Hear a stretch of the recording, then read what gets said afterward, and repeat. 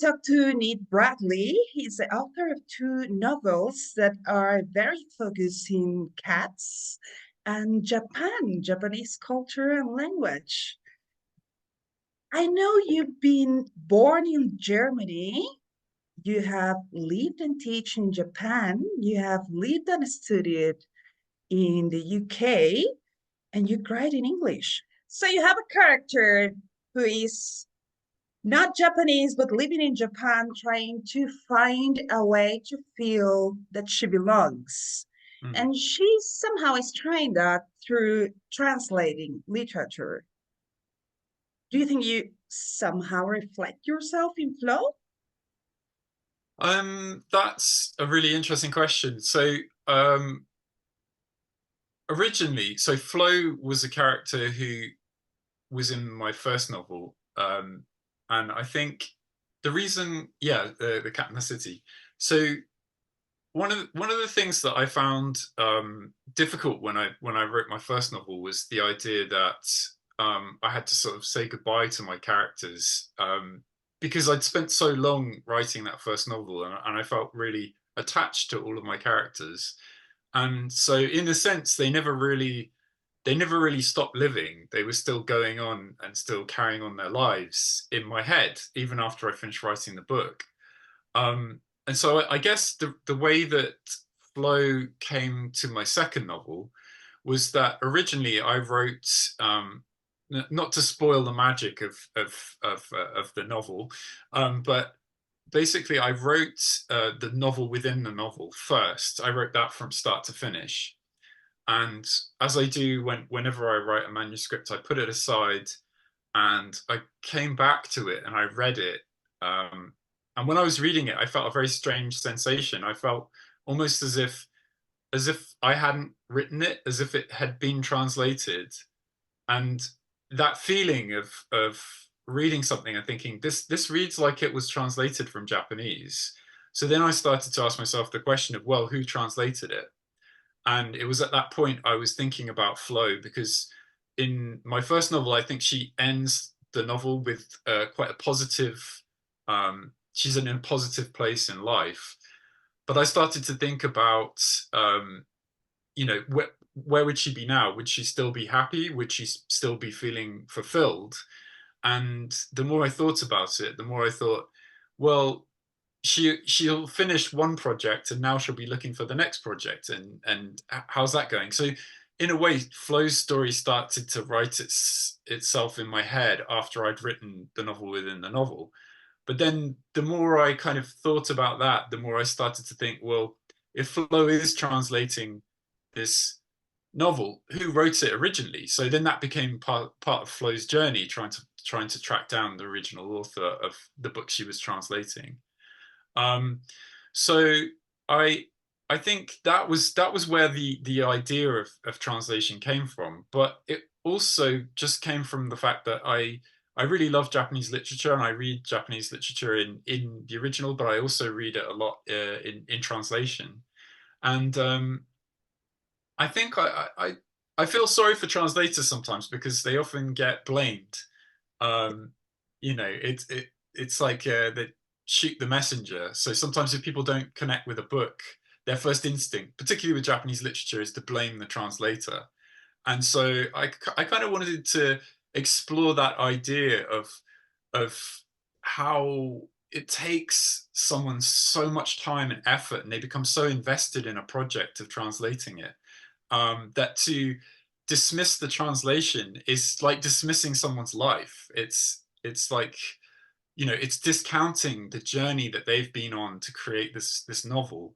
And I think sometimes what I would rather that readers did when they read a novel in translation is to maybe think, actually, it might be the author they don't like, and that it might not be the fault of the translator. So I think that was something that I wanted to explore. I wanted to explore this idea of the consumption of Japanese literatures often in translation, and people feel like the original is inaccessible to them. But I kind of wanted to delve into that and interrogate that. Yeah, so I think I don't know if I've answered your question. I've gone off on a tangent, I think, but Yeah, it's marvelous what you're saying because, yeah, we're always losing something in translation. And it's very well explained here, not only because the character is very aware of her inability to capture everything, because you have to make decisions all the time when you're translating.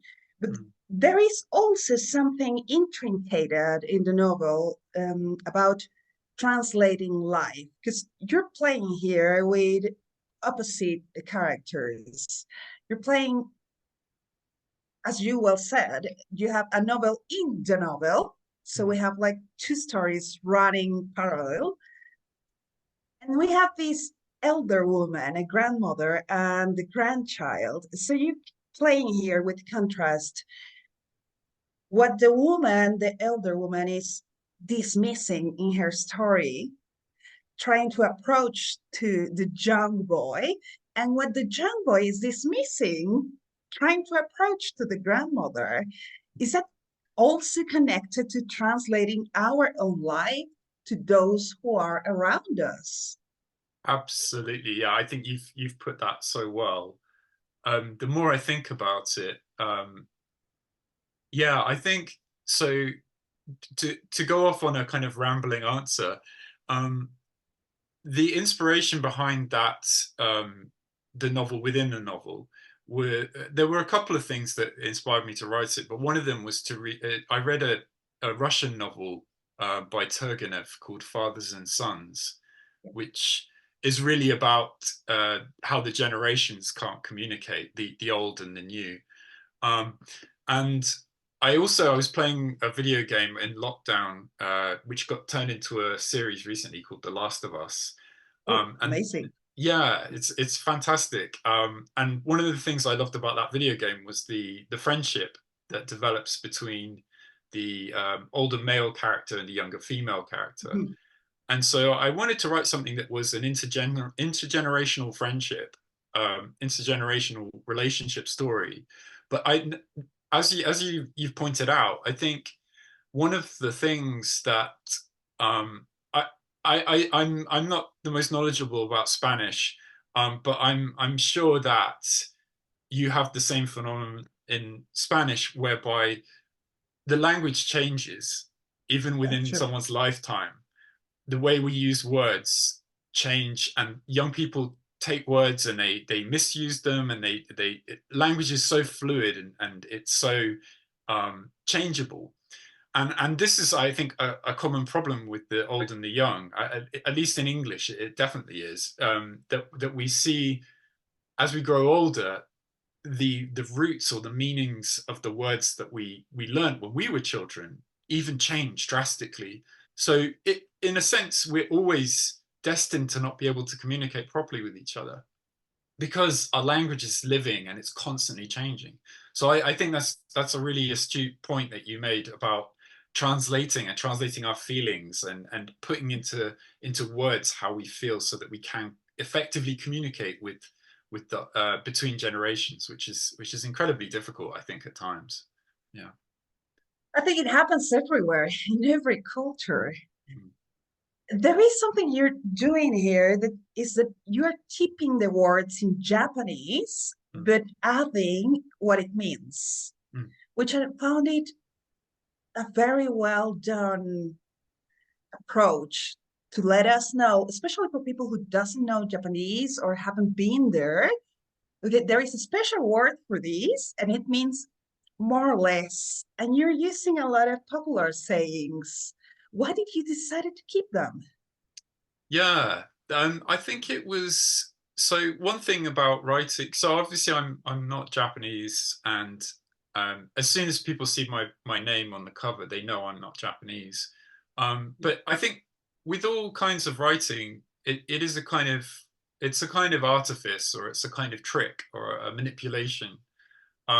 And I think one of the things that I've always had to, it's been a bit of a tightrope walk for me, is the more Japanese words I include, the more I exclude some readers, but Mhm. the more authenticity it gives to the text. So people think if they read Japanese words in it and there's intrigue, so there's a portion of readers who are intrigued by it and feel that it's authentic and want to learn about Japanese culture, but there are also a portion of readers who are then it's almost like they're being excluded. They feel like they don't understand or that so I always struggle to strike a balance between that authenticity, staying true to the culture, but also making it accessible to people who don't understand or don't know much about the culture.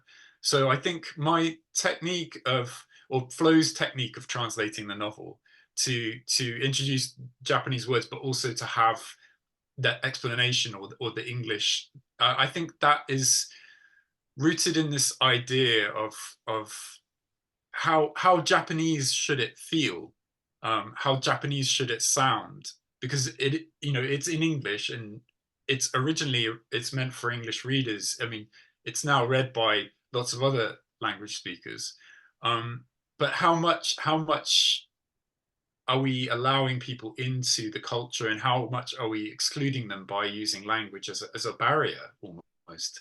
Uh, yeah. It's like having bridges through the Mm, words from one culture to another. I really liked what you did there because it's like using the figure of the translator allow people to understand what it means mm, to be crossing from one culture to another all the time. mm. I think you're doing something also with the translation or using the translation as a metaphor when it comes to the visual elements or the design elements you're using in the book. Because when people buy the book, that you will see them, the readers, you have some illustrations here, but you also kept the Japanese signs for the words in the top of the chapters Mm. and even some photographs. Talk to me about that. How did you work this visual part with your editors? Yeah, it's always a difficult conversation because luckily I have a really great editor. Um, but well, in Spanish I also have a great editor. Um, but when I'm working on the manuscript, I'm often going to my editor, my British editor, with lots of crazy ideas. Um, and I don't know. I think I've always loved novels or books that play with what's real and what isn't. And I always love things that go a bit further or push the form. Um, yeah, I mean I was doing a talk about this in England with my first novel, because my first novel has lots of weird stuff in it too. It has comics, manga. It also has a Um, comic, yeah. yeah, yeah, and I was talking about it, and I was thinking, one of my influences in that respect is kind of children's books. There's a really lovely children's book called The Jolly Postman. Um, I don't know if it's translated into Spanish, but so it's for children and it's about a postman who goes around town. But it's wonderful. In the book you can open envelopes, so it has the handwriting of the characters. You open the envelope and you can take out the letter and you can actually read the letter. So even when I was younger and I was reading children's books like that were really experimenting with the form, I loved things that blur the lines between what's real and what's fiction. And also, yeah, I mean, thinking about more adult novels that do that kind of thing. Are you familiar with the book called House of Leaves? Yeah, sure. Yeah, so like that, I love that. That book really experiments with different levels of like meta narratives and things like that, but also like strange textual depictions. So yeah, I think I've always just really loved things that play with form and push storytelling to limits, to see how far we can go. Another one is the Sandman by Neil Gaiman, the graphic novel. Mhm. I remember reading that and where as a teenager, and there's a part where the illustrations start to spiral like this, so that the reader has to actually turn the book as they're reading. And I love that kind of stuff that actually, not because normally, reading is quite a passive thing. We sit there, it's very active in the mind, but physically it's quite passive. But Is it anything about where, yeah, is, sorry. sorry, is it about converting literature in in a different kind of experience, not just using your eyes and your brain, but also your body, like Hmm. expanding the experience of literature? Yeah, absolutely, absolutely. I mean, with the my second book, there's like a QR code in it, and that QR code is in the book, and you can just keep reading it. Or some readers, I'm sure, they think, oh, does this QR code work? They scan it with their phone. It takes them to a website. I love that kind of thing because it adds a sort of layer of verisimilitude to what you, because it starts making you think, is this real? What how much of this is real and how much of this is fiction? um yeah, so I love that stuff. Yeah. Your main character is saying it in the, I don't know, in the first chapters of the novel. She's saying like she doesn't know what's real and what's not real, and this barrier, this yeah, it's becoming very blurry while we are advancing in the book. She knows she's reading a book that is fiction, but Mm, she's living it like mm, for real. She wants to spend more and more time with the characters, even though she's very aware it's just literature. yeah, yeah. I mean, I loved that side of writing it, working out, you know how much, which parts of the book are true and which parts are fiction. And I think I loved that with my first book too. And I think, there's an author, um an author within, who's mentioned in both books, and still to this day I get readers emailing me asking me, is this a real author? Where can I read their books? Because it's placed amongst real life Japanese, so there are mentions of real life Japanese authors or artists and things like that.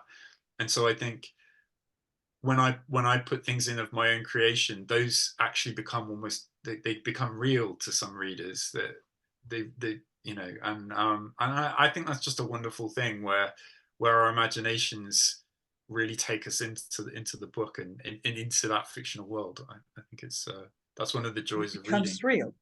Yeah, yeah.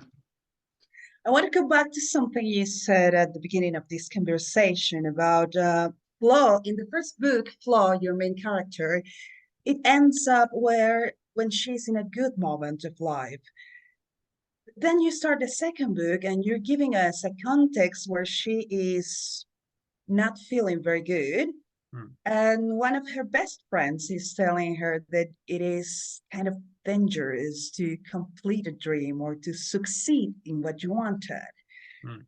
I wanted you to talk to us about how you're how are you working in this second novel with this concept of the void that we all have when we succeed, because you don't know what's next and you don't Mm, know for certain if you're going to make it again or not, mm, or if you are going to find something that makes you feel the same passion. So there's mm. some kind of void and fear and even some depression maybe.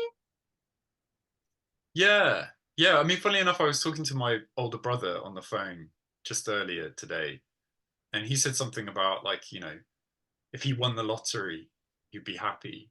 And I immediately just thought, no, you wouldn't. I started to argue with him. I was like, no, no, you wouldn't be happy, because ironically, like, that freedom, or that sense that you can buy anything, it tricks the mind into thinking that you can buy happiness. And the saddest thing on earth would be to be able to buy anything, to have freedom, but then to realize that that didn't make you happy. So in a sense, I think what humans really derive pleasure from is is working towards something, is a goal.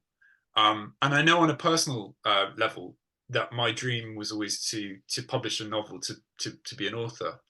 And publishing my first book it made me incredibly happy, but it also forced me to shift my goal. It's quite simple though. When you want to be a writer, it's quite simple. All you do is you say, okay, now I'm going to write another book, and it's going to be better.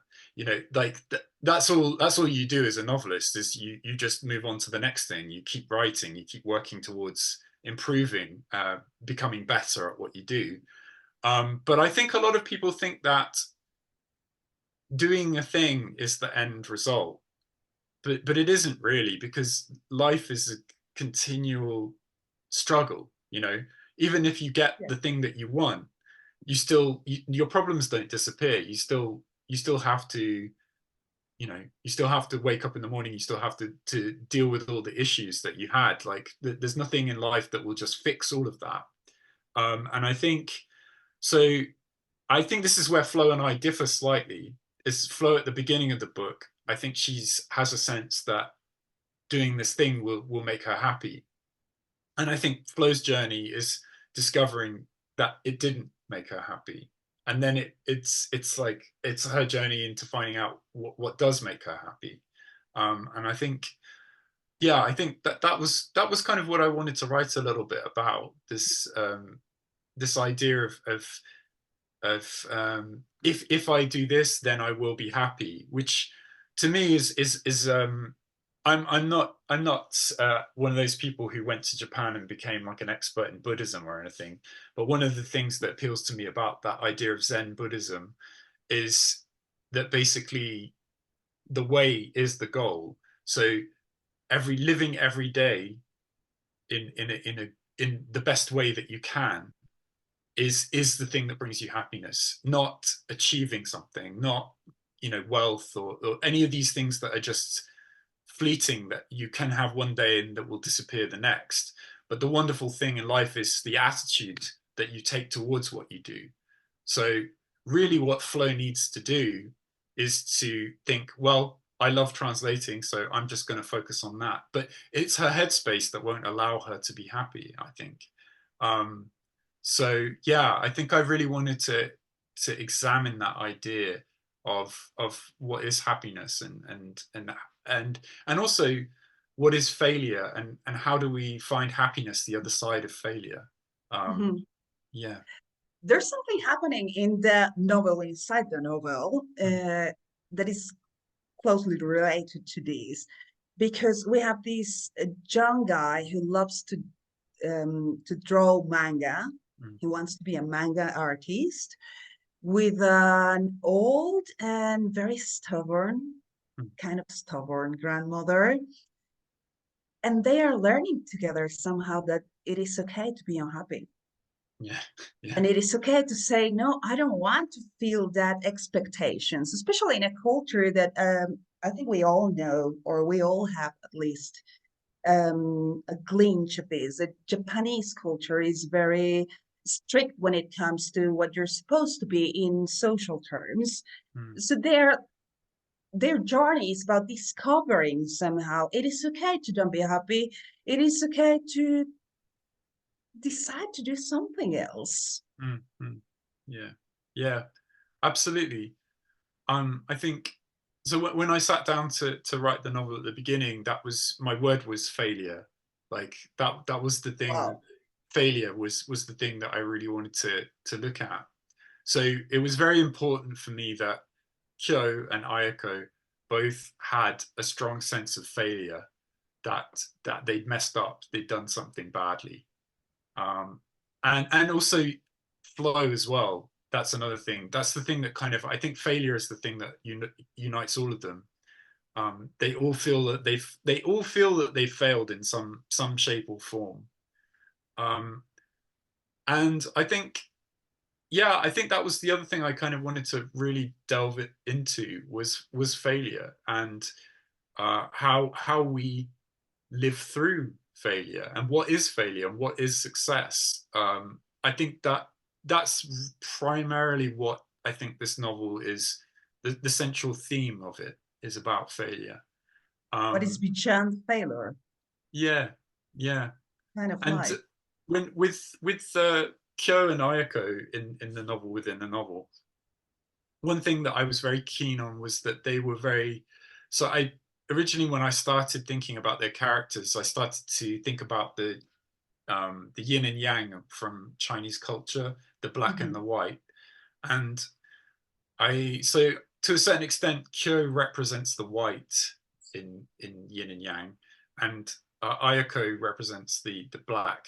So all of the attributes that they have are can be attributed to those two different things. But But I they are wanted to think, switching. yeah, yeah, exactly. Mhm. And that was the other thing, if they come with these very clear ideas of who they are and what they are, I wanted to put them in the room together and just see what they can learn from each other. Um, how can they grow as a unit, um, rather than just as an individual? So yeah, that was something I was really, really, There's really something keen. also about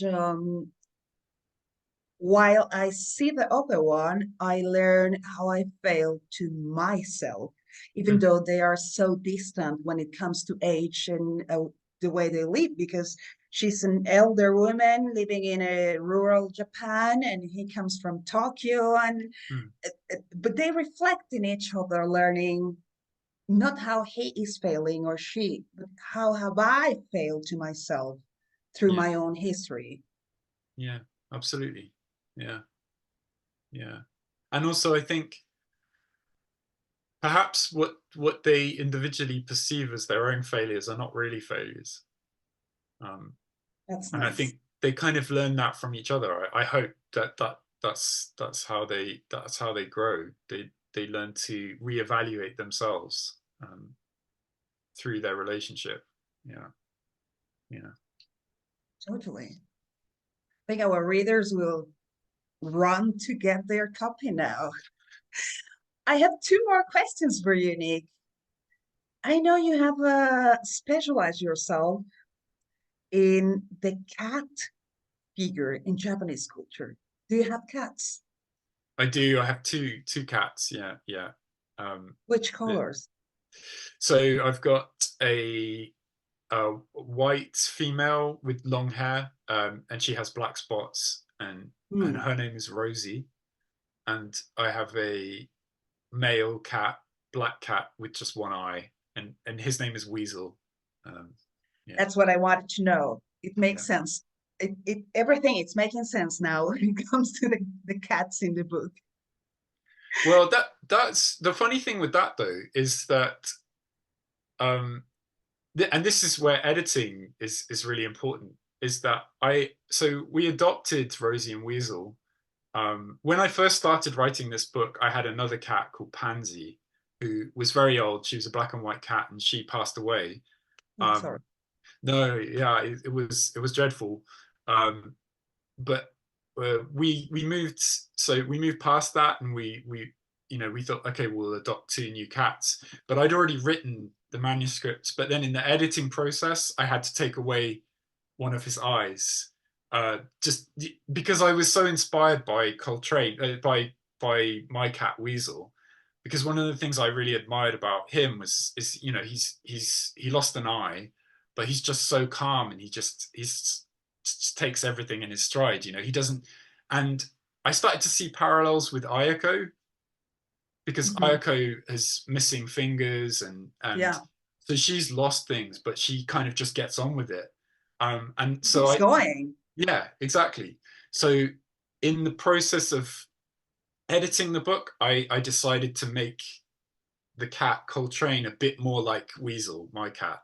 So I was kind of inspired by him. Yeah, yeah, So the reality of your home and your own cats found his own way through the novel. yeah, absolutely. There you The have cat. another border becoming blurry. What was that? Sorry. There you have another border between reality and fiction becoming blurry. Yeah, absolutely. Yeah, yeah. And Coltrane is the key to both. Coltrane is the kind of magical doorway between reality and fiction in the book, because he exists in both he exists in the real world and he also exists within the book, and I really love that. um yeah, yeah. I was just going to say that with my first book, Pansy was the inspiration for the cat in my first book. But she's a completely different color. So the cat in my first book is a calico, tortoiseshell and white. But yeah, but Pansy was black and white. Yeah. Anyway. So here you go, an author who is putting his cats in the books. You have to read this, really. You lover cats have to go around and get these books. I have one last question for you, Nick. Yeah. I heard you somewhere saying, I spent years trying to write, and now I feel like I am writing. Mm. So how you feel about this? Because I know you spent a lot of years writing just for workshops and doing it like not your prior activity. Mm-hmm. But now it is your prior activity. Has it changed the way you experience you being a reader and you being a writer? How is Yes, it different now? yes, massively. That's a really good question. Have you read Sally Rooney's book, Beautiful World, Where Are You? I don't think so.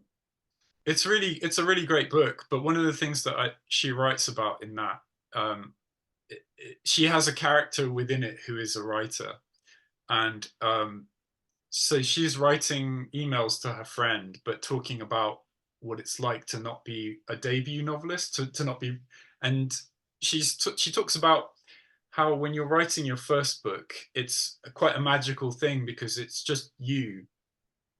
Like you have the project Mm, entirely to yourself, and you can spend as long as you intimate. want doing it.